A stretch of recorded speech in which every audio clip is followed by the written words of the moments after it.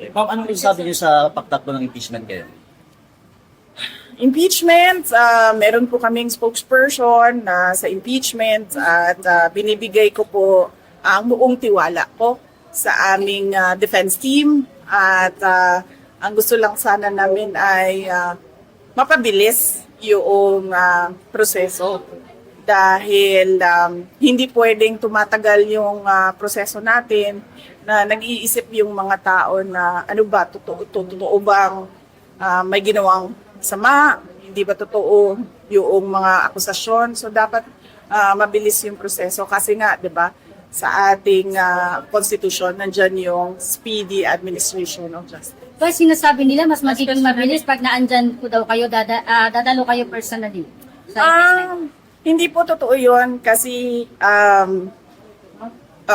fully represented ako nung ating defense team at sufficient yon na meron kang mga abogado doon na nagpa-participate doon sa process.